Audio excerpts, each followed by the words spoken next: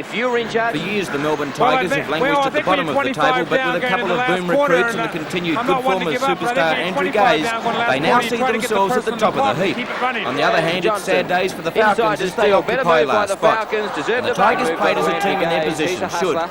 Right from the opening, the visitors poured on the pressure, and they met token resistance from Michael Johnson and Jerry Everett, who tried hard all match. Gaze was brilliant in every department, whether it was shooting the big three-pointers or dishing out passes that had the crowd buzzing with excitement. Attempt Andrew Gaze behind the back 2-on-1. A great pass to Dave Colbert. So brilliant was Gaze that he received a standing ovation as he left the court late in the match. He was ably supported by Dave Simmons, who shook the rafters on more than one occasion with unbelievable dunks. Colbert from Simmons.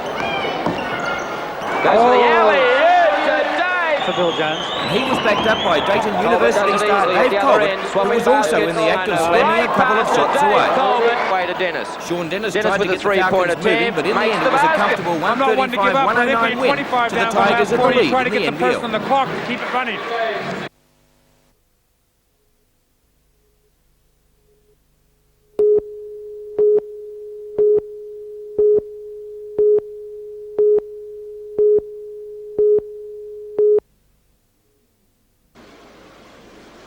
For the past 160 years, the flame safety lamp has been widely used to monitor oxygen and methane levels in underground mines.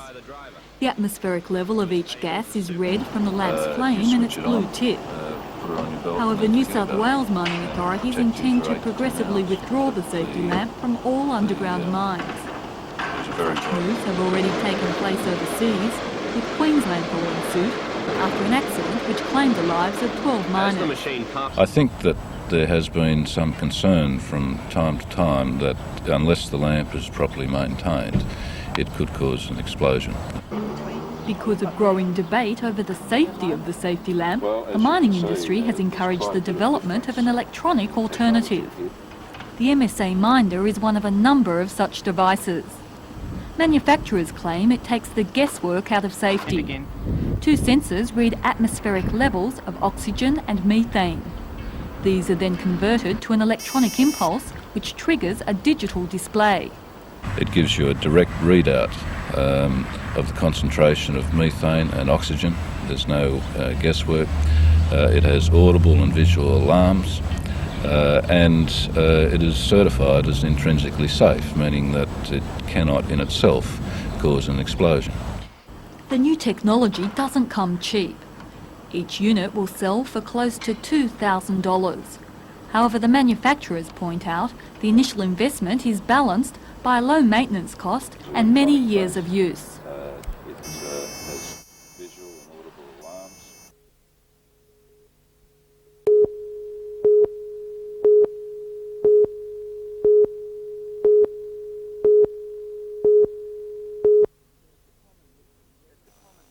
It's a common misconception. Working as a farmer is thought to be a healthy profession. In fact, it can be deadly. In a 5-year period to 1987, 22 people were killed working on the land in the Hunter. The majority of deaths on this seemingly harmless machine, the tractor. Are farmers too casual? I feel they are. They take things for granted. They assume it won't happen to them. And unless they comply with legislation, they could become one of the tragic statistics. According to the Work Cover Authority, a simple roll bar such as this could cut most fatalities. Despite government regulations making the protection compulsory, some hunter farmers still don't use them. At around $400 to $600, they're not cheap.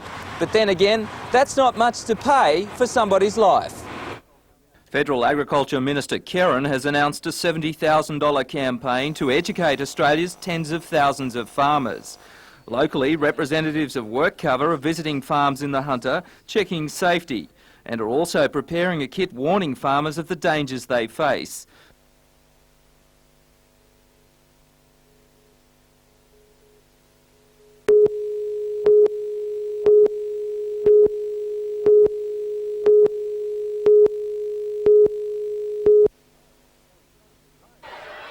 Timed to coincide with the opening of Parliament tomorrow, the Day of Outrage is the beginning of a campaign by the union movement in opposition to the Greater Government's cutbacks in various areas. The Teachers' Federation has warned that all schools will be closed with only minimal supervision available. State transit buses which serve state schools won't run, while all other services should operate, no fares will be collected. The same applies to trains tomorrow. All public hospitals will be affected with elective surgery cancelled and emergency services only available. Hospitals are asking for volunteers to help provide meals for inpatients. The Electricity Commission, very much affected by government rationalisation, will also be affected tomorrow, but blackouts are not expected. And all coal mines in the north will cease operation as part of the protest.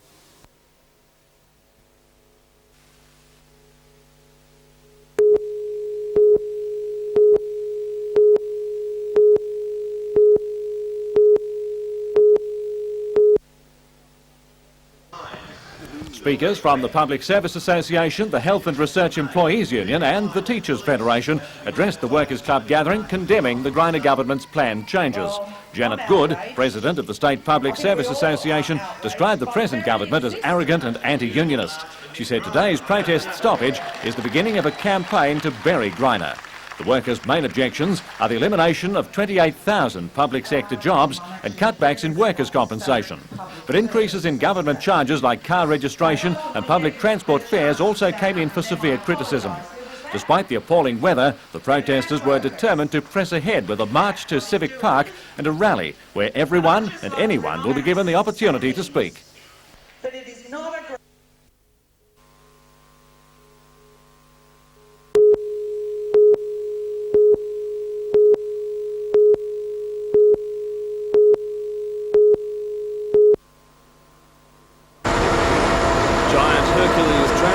began arriving at the base from early this morning.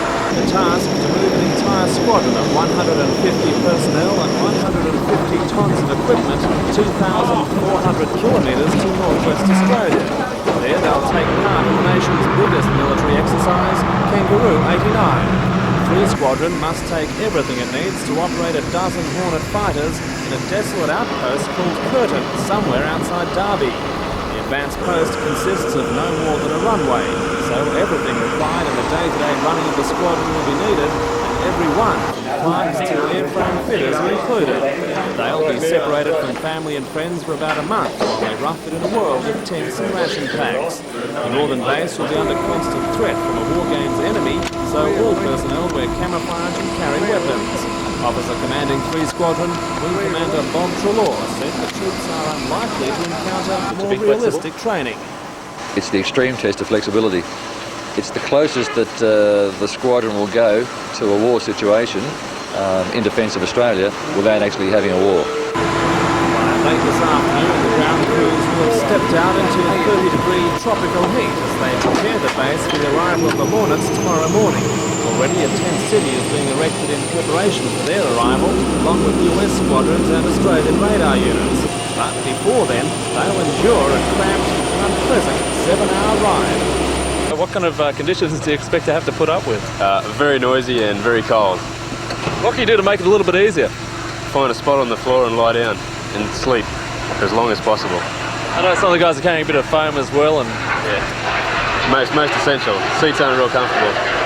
The last of the squadron was airborne by midday, but this operation will be repeated as 77 and 76 squadrons embark to join their comrades in providing air defence for land and naval forces operating from the northwest shelf to Cape York until the exercise winds down in mid-August. John Hilston for NBN News.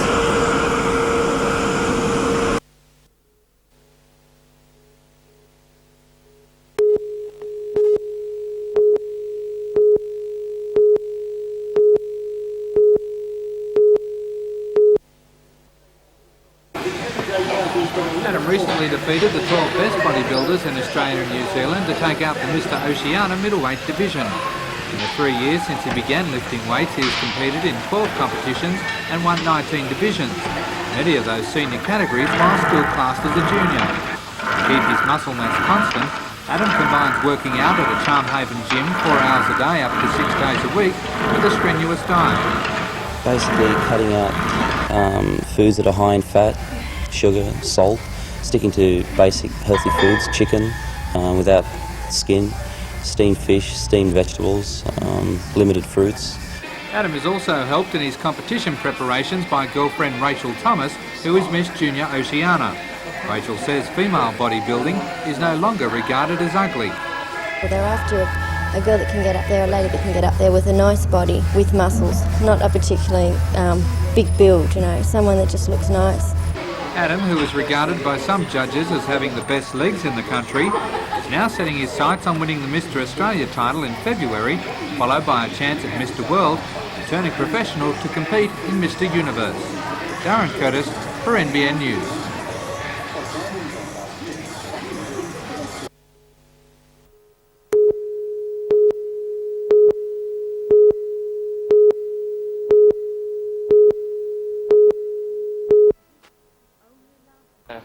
Only last week, Councillor Peebles represented the Hunter Councils as part of a delegation visiting Canberra to support the region's bid to secure the Anzac Frigate project. Councillor Peebles, who'd been chairman of the Hunter Region Association of Councils, entered local government in 1962. He was president of Marrawa Shire for most of the time since 1980. Last November, he was elected chairman of Shortland Electricity, where he often took a strong stand on controversial issues. Cheaper electricity prices, cheaper coal, which would mean in turn that you'd be generating cheaper power. We most certainly don't accept any responsibility whatever. We don't go in and just butcher up trees, as been alleged, ad infinitum. A highlight in Ivor Peebles' public career included taking part in the last great Marrawa to Maitland cattle muster in 1988. Ivor Peebles is survived by his wife and 4 children. Willie Lafitte for NBN News.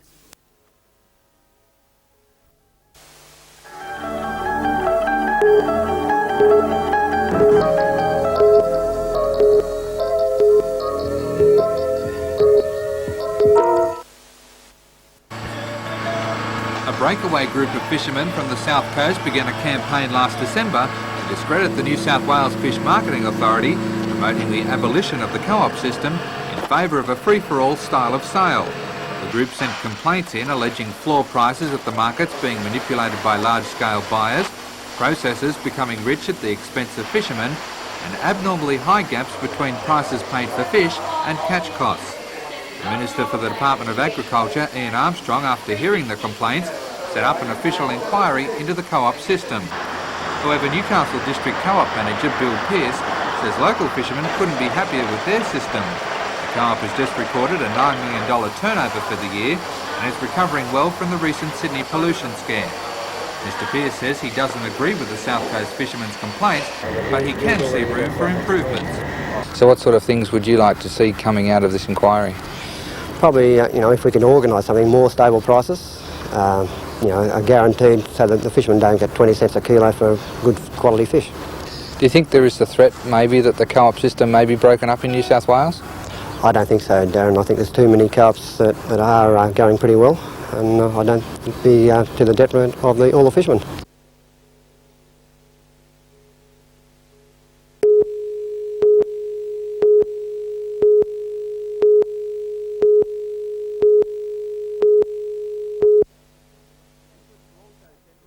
Interest will also centre on the Wait for Age Missile Stakes, where the smart Victorian sprinter Clay Hero clashes with the evergreen At Sea and a number of well-credentialed Sydney sprinters.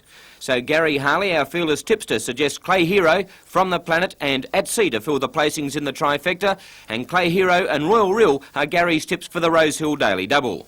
Down south, it's racing at Moonee Valley, and you should try Rich Habit and Lucky Poppy in the legs of the Daily Double. And for the trifecta, 7, 1 and 4, Lucky Poppy to beat English Charm and Promoso for third.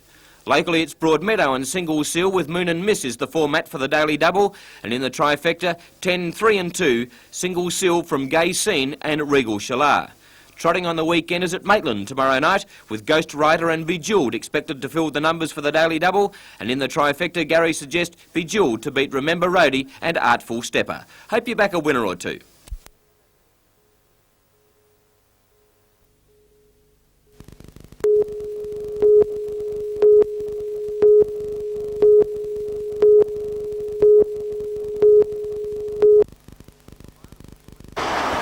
available police were swung into action last night to carry out widespread random breath testing. 25 people were arrested for driving with the prescribed concentration of alcohol, most of those arrested in the Newcastle city centre. Police say a large number of the arrests resulted from drivers drawing attention to themselves while cruising the streets or heading home after closing time at most hotels. One driver recorded a blood alcohol level 3 times the legal limit. Sergeant Henry Vanica says the Blitz is definitely not a one-off exercise. It's going to be an ongoing thing. The success of this has shown that there's a need for it, and the patrol strategy is to reduce the road trauma.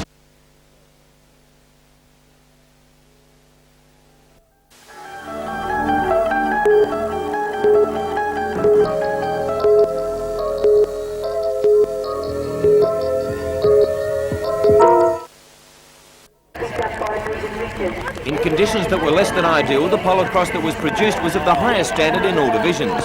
The junior event was won by the Maitland club, who defeated Bunnan 16-6, and in the Maitland team, number 2, Scott O'Neill, all of 7 years of age, became the youngest member to saddle up and compete in a tournament for Maitland. As expected, the mixed teams event was fought out between the visiting Western Australia outfit Westbury and the strong Maitland number 1 team. Westbury got away to a flying start as their 3 women riders totally dominated the first chukker to lead 8-2. Number 1, Mandy Marriott, played superb Polocrosse in piloting her team to the 6-goal lead. But then the men of Maitland hit back and in a brilliant comeback took the lead. Peter Osborne and his clever mare dominated proceedings up front to set up a 3-goal lead, and that was at the end of the second chukker. The boys' performance seemed to lift the ladies, and with Captain Joy Poole lifting her game, they were able to hold Westbury, and from there on Maitland were never headed. Going into the final chukker, the home team led by 4, and they were able to extend their lead to finally run out winners 27-20. And with their brilliant victory, Maitland won the prestigious Kirkwood Cup and also picked up many admirers for the way they played.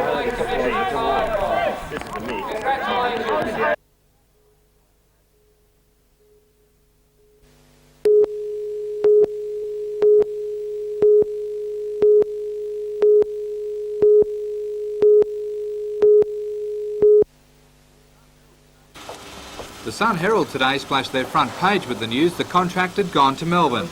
Unlike previous media reports, the Herald's story lacked indecision and was quite firm that the Defence Force Development Committee has opted to award the contract to Melbourne's Williamstown Dockyard. The committee's report is yet to go before federal cabinet for endorsement, but it's believed a leak within the Defence Minister's office has dropped the bombshell on AWS's bid for Newcastle. However, Commodore Peter Mitchell from the Anzac Frigate Project Office says the final report was only handed over late Friday, and Defence Minister Beazley may make some adjustments on the recommendations before it is passed on to Cabinet. Federal member for Newcastle, Alan Morris, says the fight is not over yet, and he will hold special talks with the Prime Minister this week in an 11th hour show of support. Mr Morris says Novocastrians should not give up. My advice at this stage is to stay constructive, to maintain the support behind the project, and at this stage behind the consortium that we've been supporting for so long. But while encouraging support, Mr Morris is quite prepared for an electoral backlash. If we're unsuccessful, there's no doubt that also they can be proud of their effort, they can feel quite angry and quite resentful. State member for Newcastle, George Keegan, says he doesn't know what all the fuss is about because it was a straight political decision and he believes Newcastle lost. I can see nothing else in it that I think that there has been a deal done at the time the dockyard was sold by the federal government. I felt there was a veiled promise then, and I think the veiled promise is being upheld. If it goes that way, there's no other way you can think about it. Logically, Newcastle's been done again. However, nobody is going to be absolutely certain who has won the $5 billion contract until after August 14, when the recommendations officially go before Cabinet. Darren Curtis for NBN News.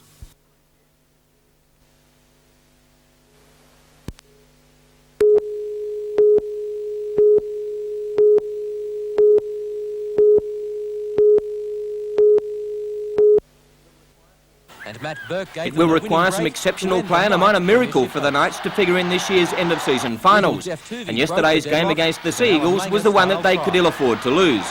Cheered on by parochial support from a crowd that vented its feelings on the committee for the internal strife at Manly, Paul Fatty Vorton led his Chargers to a 10-point win that all but sealed the Knights' fate for 1989. Well, I think we've had enough of Fatty. It's like a Poor old Paul, he's given great service to Manly over the years, hasn't he? You know, and sort of most people, when they come to that age, have a testimonial dinner. They just sort of had a testimonial game for him. You know? Even with the situation looking a little lost, Alan McMahon still believes that it can be done, but everything has to fall the Knights' way. Just by the process of elimination, who knows, you know. Brisbane's got to play one of the sides in the Northern Division next week. Balmain play Parramatta. You know, you just don't know at this stage. There's 4 games to go. We're a couple of points out of there. If we win 3 of the 4 or 4 of the 4, who knows? And the positions in the final 5 aren't that much clearer after the completion of round 18. Balmain have put themselves in a good spot to press for the double chance by thumping a disappointing Brisbane, and will now play Parramatta, Wests, Manly and Penrith in their last 4 matches. Canterbury have worked their way into the 5 with some enterprising play and have St George, Canberra, Easts and Souths to play. Canberra, Brisbane and Parramatta are 1 point behind the Bulldogs, with Newcastle and St George a further 2 points back. This weekend's matches could unravel the mystery of who will be at the football stadium in September.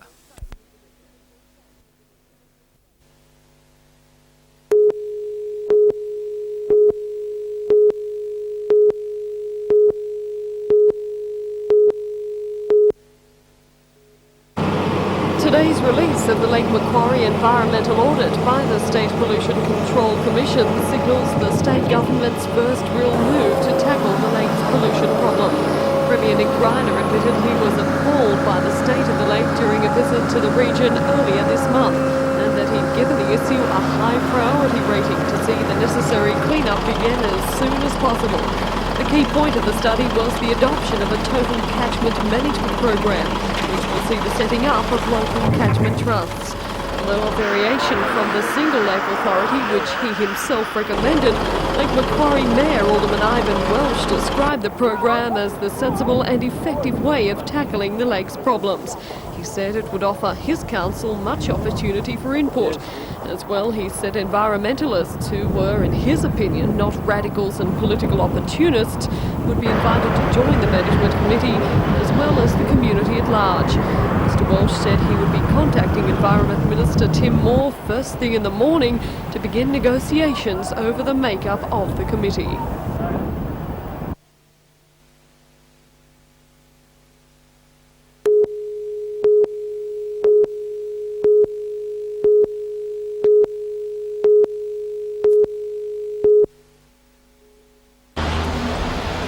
Opening last May, the Newcastle Regional Museum has been plagued by controversy.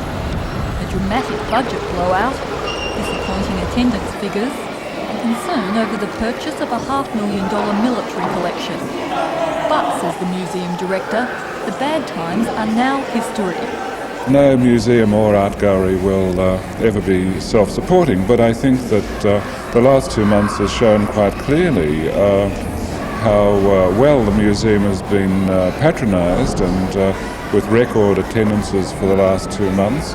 I think that's a terrific indication of how things will go for the future.